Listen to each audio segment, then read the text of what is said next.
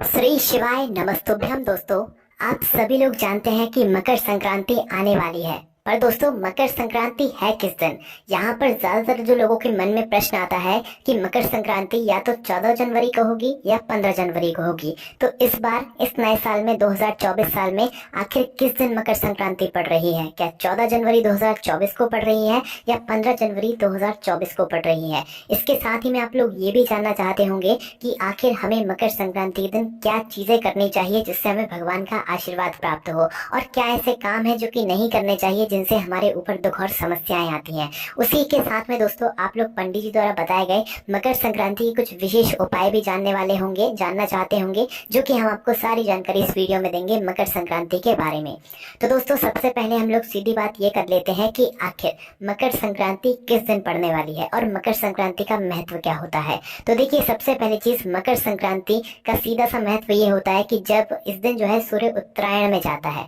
कहने का क्या मतलब है कि सूर्य जो है मतलब उत्तरायण में जाता है, मतलब सूर्य जो है धनु राशि से मकर राशि में प्रवेश करता है। तो वो प्रवेश का जो समय रहता है, जिस समय वो प्रवेश करता है, उसी दिन को जो है यहाँ पर मकर संक्रांति माना जाता है। तो इस बार जो दोस्तों मकर संक्रांति जो जिस दिन पड़ रही है वो 15 जनवरी 2024 का दिन है, वो भी सोमवार का दिन है। अब आप खुद समझ लो कि भगवान शिव जी की इस साल कितनी बड़ी कृपा होने वाली है। तो दोस्तों, यहाँ पर इसका कारण सबसे बड़ा ये है कि 15 जनवरी को रात्रि में, मतलब मध्य रात्रि में, मतलब 14 जनवरी की रात्रि जो होगी 12 बजे के बाद 15 जनवरी लग जाएगा, तो उसी रात्रि में, मध्य रात्रि में लगभग 2:54 पर जो धनु राशि से मकर राशि में जो है सूर्य का उत्तरायण हो रहा है। इस वजह से इस बार की जो मकर संक्रांति है वो 15 जनवरी 2024 को मनाई जा रही है और इसी दिन यहाँ पर मनाई जाएगी, क्योंकि जो अगला दिन लग रहा है वो 15 जनवरी के अंतर्गत ही आ रहा है जब सूर्य उत्तरायण में जा रहे हैं। ठीक है, तो इस बार जो मकर संक्रांति पड़ने वाली है वो 15 जनवरी 2024 के दिन पड़ने वाली है। अब आपको दिन तो पता चल गया कि हाँ भाई, इस दिन जो है मकर संक्रांति मनाई जाने वाली है। अब हमें मकर संक्रांति के दिन क्या करना चाहिए जिससे कि हमारे ऊपर भगवान का आशीर्वाद सदैव प्राप्त हो। ठीक है, तो अब देखिए हमें क्या करना चाहिए। सबसे पहली चीज दोस्तों, मकर संक्रांति के दिन आप लोगों को सूर्य उदय से पहले उठ जाना चाहिए। अगर आप चाहते हैं सच में भगवान की कृपा प्राप्त करना, तो सूर्य उदय से पहले उठकर, मतलब सीधी सी बात है, ब्रह्म मुहूर्त में उठकर आपको स्नान करना चाहिए। अब स्नान में सबसे महत्वपूर्ण चीज आती है कि इस दिन स्नान करने का भी विशेष महत्व होता है। आप चाहें तो भाई किसी पवित्र नदी पर जाकर भी स्नान कर सकते हैं, और अगर आप लोग घर पर स्नान कर रहे हैं तो भाई घर पर पवित्र नदी के जैसे स्नान करने का अगर आपको फल चाहिए इस दिन, क्योंकि इस दिन नदी में स्नान करने का विशेष फल और महत्व होता है। तो आप लोगों को करना क्या है, आप जब मकर संक्रांति के दिन सुबह सुबह ब्रह्म मुहूर्त में उठें, तो भाई उठने के बाद आप जिस बाल्टी के पानी से नहाने वाले हो उस बाल्टी के पानी को अपने सामने रख लीजिए और उसके अंदर सबसे पहले थोड़ी सी काली तिल आप लोग लेकर आ जाइएगा। मकर संक्रांति के दिन काली तिल का विशेष महत्व होता है, ये बात आप सभी लोग पहले से जानते हैं। तो आप लोगों को क्या करना है, थोड़ी सी काली तिल के दाने लेने हैं, काली वाली तिल, ध्यान रखना है ना। थोड़ी सी काली तिल के दाने लेकर अपनी बाल्टी के अंदर वह थोड़ी सी काली तिल के दाने डाल देना। उसके बाद में एक और चीज डालनी है, जो है आपके घर में रखा हुआ पवित्र नदी का जल। ज्यादातर लोगों के घर में गंगा जल रखा हुआ होता है। ठीक है, तो विशेष रूप से आप लोग गंगा जल जो है उस नहाने की बाल्टी के अंदर डाल दें। थोड़ा सा, भले ही 1 चम्मच ही क्यों न डालें, पर थोड़ा सा गंगा जल डाल दें। गंगा जल के अलावा जो भी पवित्र नदी का जल आपके घर के पास में है, मतलब आपके पास में है, वो भी आप अपनी नहाने की बाल्टी के अंदर डाल दें। फिर उसके बाद में आप लोग क्या करें, इस बाल्टी से स्नान करें, इस जल की बाल्टी से स्नान करें। ठीक है, और अगर आप लोग पवित्र नदी पर स्नान करने के लिए जा रहे हैं तो भैया और अच्छी यहाँ पर बात हो जाती है। उसके बाद में दोस्तों, जैसे ही सूर्य देवता आपको दर्शन देते हैं, आप स्नान करके अपने भगवान की पूजन वगैरह सब कुछ कर लीजिएगा। उसके बाद में जैसे ही सूर्य देव निकलते हैं तो आपको सबसे पहला काम इस दिन सूर्य को अर्घ्य देना है। जब आप सूर्य को अर्घ्य दे रहे हो तो उस समय ओम सूर्याय नमः मंत्र का आपको जाप जरूर करना है, क्योंकि वो मंत्र है जिस मंत्र का जाप अगर आप लोग मकर संक्रांति के दिन करते हैं तो भगवान सूर्य देव की असीम कृपा आशीर्वाद आपके ऊपर बना रहता है और आपके घर के सभी लोग सूर्यदेव की तरह ही जो है चमकते रहते हैं। ठीक है, तो इस दिन आपके घर के सभी लोगों से आप यही कहिएगा कि वो ओम सूर्याय नमः मंत्र का जाप जरूर करें। 1 लोटा जल से जो है सूर्य को अर्घ्य भी इस दिन जरूर दें। ठीक है, इस बात का आप लोग ध्यान रखें। उसके बाद में दोस्तों, इस दिन आप लोग, क्योंकि जैसे ही पूजन हो जाए आप सूर्य को अर्घ्य दे दें, उसके बाद में दोस्तों यहाँ पर आप लोगों को कुछ चीजों का दान भी करना चाहिए ब्राह्मण जन को। ठीक है, वो कौन सी चीज है वो सुन लीजिए। देखिए, सबसे पहले इस मकर संक्रांति के दिन तिल तो हर चीज में आएगी ही आएगी, है ना। तो आपको क्या करना है, काली तिल जो होती है वो लेना है, उड़द जो होती है वो लेना है, दाल जो होती है वो लेना है, चने वाली जो दाल होती है वो लेना है, चावल होते हैं वो लेना है, गुड़ होते हैं वो लेना है, वस्त्र होते हैं वो भी लेना है, धन होता है वो भी लेना है। जो आपसे दान दक्षिणा जो जितना धन बन जाए उतना ले सकते हैं। अब जितनी हमने आपको सामग्री बताई है कि जितनी मात्रा में आपके पास हो, जितने आप सक्षम हैं जितना देने में, उतना ले सकते हैं। क्या ऐसी भी जरूरी नहीं है कि भाई ये सारी सामग्री ही आपको लेना है, आप इनमें से कोई एक सामग्री भी ले सकते हैं और इनका दान आप लोग क्या कर सकते हैं, किसी भी ब्राह्मण जन को इस मकर संक्रांति के दिन 2024 की मकर संक्रांति के दिन कर सकते हैं। इसका आपको विशेष फल मिलता है। ठीक है, तो आप ये वाला काम भी जरूर कर सकते हैं भगवान का आशीर्वाद प्राप्त करने के लिए। अब दोस्तों बीच में हम आपको एक बहुत ही जरूरी जानकारी देते हैं जो कि शायद आप लोगों को पता नहीं होगी। दोस्तों इस दिन जो है आप लोगों को शायद पता नहीं होगा कि मकर संक्रांति के दिन ही भगवान शिव और भगवान नारायण जी जो है गंगा में स्नान करने के लिए जाते हैं, जिसका एक पूर्ण जो है आप लोग समझ सकते हो। जो तिल्ली के लड्डू बनते हैं ना, वो कभी अकेले नहीं बनते हैं। तिल्ली के लड्डू हमेशा गुड़ में मिलाकर ही बनते हैं, मतलब तिल्ली के लड्डू के अंदर गुड़ भी मिला हुआ होता है, तभी वो तिल्ली के लड्डू कहलाते हैं। तो इसका सीधा सा मतलब ये है कि इस दिन भगवान शिव और नारायण जी जो है एक साथ गंगा में स्नान करने के लिए जाते हैं मकर संक्रांति के इस विशेष दिन पर। तो भाई ये दिन बहुत ही ज्यादा विशेष हो जाता है ना।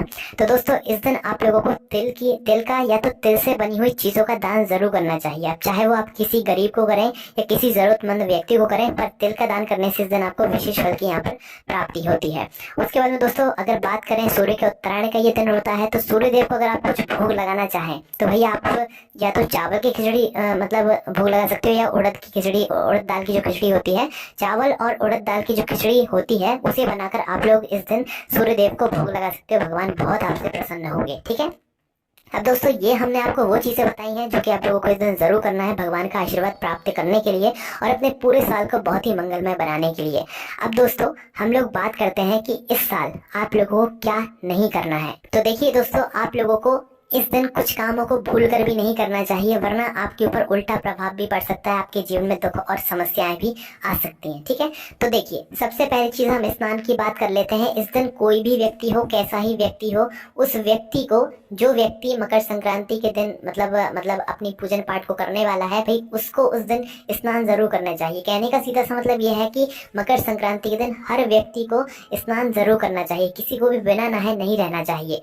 और दोस्तों इतना भी यहाँ पर नियम बताया गया है कि मकर संक्रांति के दिन आप जब सुबह उठते हैं तो सबसे पहला काम आपका स्नान ही होना चाहिए, क्योंकि मकर संक्रांति के दिन बिना नहाए आप लोग किसी भी चीज को नहीं खा सकते, किसी भी चीज को नहीं पी सकते। मतलब आप लोग चाय भी नहीं पी सकते बिना स्नान किए मकर संक्रांति के दिन। तो पहले आप लोग मकर संक्रांति के दिन स्नान कर लेना, उसके बाद ही अपना चाय पानी जो खाना पीना हो उसके बाद ही आप लोग खाना। इस बात को विशेष रूप से आप लोग यहाँ पर ध्यान में रख लेना। ठीक है, उसके बाद में दोस्तों हम लोग बात करते हैं दूसरे उस नियम के बारे में जो कि आपको नहीं करना है। दोस्तों इस दिन आप लोगों को तामसिक भोजन नहीं करना है। तामसिक भोजन कहने से आप सभी लोग शायद समझ गए होंगे कि आप लोगों को किसी भी प्रकार का उल्टा सीधा खाना नहीं खाना है, और यहाँ पर तामसिक भोजन में प्याज और लहसुन भी आता है। तो अगर हो सके आपसे कोशिश करो तो भाई ये भी कर लेना कि भाई आप लोग प्याज लहसुन ना खाओ, और तामसिक भोजन तो भाई बिल्कुल भूल कर भी मत करना। ठीक है, इस बात का आप लोग विशेष रूप से ध्यान रखना। उसके बाद दोस्तों इस दिन जो है आप लोग तिल के लड्डू भाई अपने घर में विशेष रूप से जरूर बनाया कीजिएगा, है ना। इस दिन अगर आप नहीं बनाने वाले हैं तो भाई जरूर बनाइएगा तिल और गुड़ के लड्डू, क्योंकि तिल के लड्डू इस दिन विशेष महत्व देते हैं, है ना। तो इस बात को मत भूलिएगा। उसके बाद दोस्तों एक काम और आपको नहीं करना है इस दिन, वो है दोस्तों सूर्यास्त के बाद भोजन नहीं करना है। रात्रि में जब सूर्यास्त हो जाए, मतलब कि सूर्यास्त रहते ही आप लोग शाम का रात का अपना भोजन कर लें। सूर्यास्त के बाद इस दिन विशेष रूप से भोजन ना करें। किस दिन ना करें? मकर संक्रांति के दिन ना करें। ठीक है, तो दोस्तों यहाँ पर हमने आपको ये वो सारे नियम बता दिए हैं जो कि मकर संक्रांति के दिन आपको जिनका पालन करना है। अब अगर हम बात करें मकर संक्रांति के दिन किए जाने वाले पंडित जी द्वारा बताए गए उपायों के बारे में, तो वो एक उपाय आप लोग सुन लीजिए।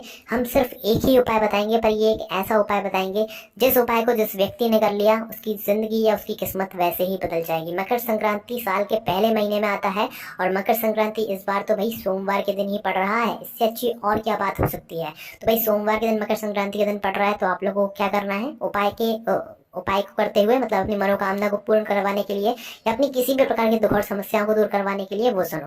देखो मकर संक्रांति के दिन सोमवार का दिन रहेगा, आपको लेने हैं 5 कनेर के फूल। ठीक है। 5 कनेर के फूल आप लोगों को लेना है, इकट्ठा करके भैया तैयार कर लेना है और सुबह सुबह भगवान शिव जी के मंदिर जाना है उपायों को करने के लिए, ठीक है। साथ में दोस्तों मकर संक्रांति के दिन 1 लोटा जल शिव जी पर जरूर चढ़ाना, इसका भी विशेष फल होता है क्योंकि ये दिन भगवान शिव जी और नारायण जी का भी होता है, इनके मिलन का भी एक दिन होता है, ठीक है। तो आपको करना क्या है, 5 कनेर के फूल लेने हैं, 5 कनेर के फूल लेकर शिव जी के मंदिर पहुंचना है, पहले अपनी पूजन अर्चना कर लेना है। उसके बाद में 5 फूलों को 5 अलग अलग स्थानों पर यहाँ पर आपको समर्पित करना है। वो 5 स्थान कौन कौन से हैं वो हम आपको बताते हैं। देखिए 5 फूलों में से सबसे पहला जो फूल आप समर्पित करोगे वो भगवान गणेश जी वाले स्थान पर समर्पित करोगे, जो कि शिवलिंग के ऊपर ही होता है। सारे फूल शिव जी की शिवलिंग के ऊपर अलग अलग स्थानों पर समर्पित होंगे। पहला जो कनेर का फूल होगा वो भगवान शिव जी की शिवलिंग के ऊपर जो गणेश जी का स्थान है वहां पर समर्पित होगा, मतलब जलाधारी का जो राइट हैंड साइड होगा, जलाधारी का जो सीधा हाथ होगा उस तरफ समर्पित होगा। खिला हुआ भाग शिव जी की तरफ करके रख देना। दूसरा जो फूल कनेर का फूल समर्पित होगा वो कार्तिकेय जी वाले स्थान पर होगा, मतलब जलाधारी के लेफ्ट हैंड साइड उल्टे हाथ पर, ठीक है। जो तीसरा कनेर का फूल समर्पित होगा वो जलाधारी पर ही होगा, मतलब जलाधारी के बिल्कुल बीचों बीच या माता सूक्ष्म जी वाले स्थान पर तीसरा फूल यहाँ पर आपका समर्पित हो जाएगा, ठीक है। अगर चौथे फूल की बात करें तो वही चौथा फूल जो है वो जलाधारी में समर्पित होगा, मतलब जलाधारी ये वाली नहीं, जलाधारी वो वाली जो शिवलिंग के ऊपर टंगी हुई होती है, जिससे बूंद बूंद करके शिव जी पर जल टपकता है। शिव जी की 5 बेटी को स्थान वाले स्थान पर आप लोगों को ये जो है चौथा वाला फूल मतलब डाल देना है, मतलब जया विशारा शामली बारी दौतरी और देव जी का जो स्थान होता है शिव जी की शिवलिंग के ऊपर जिससे बूंद बूंद करके जल टपकता है, उसमें आपको चौथा फूल समर्पित कर देना है। 5वां फूल जो आप समर्पित करोगे ना वो ध्यान से सुन लो कि 5वां फूल मतलब 5वां फूल जो है आप लोग कहीं पे स्पर्श करके फिर शिवलिंग पर समर्पित करना है। तो वो स्पर्श कहाँ पे करना है, शिव जी के मंदिर में। अगर दोस्तों त्रिशूल होगा तो दोस्तों शिव जी के मंदिर में त्रिशूल है तो भी क्या करना है आप लोगों को, त्रिशूल का एक मध्य भाग होगा, मतलब 3 त्रिशूल के आप लोगों ने वो नुकीले भाग देखे होंगे, पर वहां पर नहीं, त्रिशूल के बिल्कुल बीचों बीच में, मतलब त्रिशूल की डंडी है, डंडी से बिल्कुल जहां से वो 3 भाग निकल रहे हैं, त्रिशूल का बिल्कुल वो मध्य भाग जहां से तीनों वो त्रिशूल की डंडियां निकल रही हैं, उस मध्य भाग पर इस कनेर के फूल को स्पर्श करके फिर इस कनेर के फूल को आपको शिव जी की शिवलिंग के ऊपर अपनी मनोकामना को करते हुए चढ़ा देना है, या जो आपकी विशेष मनोकामना हो वो बोलते हुए चढ़ा देना है। आपकी वह मनोकामना इसी साल के अंदर बहुत ही जल्दी पूर्ण हो जाएगी क्योंकि आपने इस उपाय को मकर संक्रांति के दिन किया है। तो दोस्तों हमने आपको मकर संक्रांति की सारी जानकारी दे दी है। अब आपका काम ये है कि भाई इन उपायों को करना है, नियमों का पालन करना है और इस वीडियो को अपने प्रियजनों के साथ शेयर करना है ताकि उन लोगों तक भी ये जानकारी पहुंच सके। बाकी दोस्तों कोई भी समस्या आती है आपको मकर संक्रांति से जुड़ी हुई तो आप हमसे कमेंट करके पूछ सकते हैं। ओम नमः शिवाय, जय भोलेबाबा, श्री शिवाय, नमस्तुभ्यम।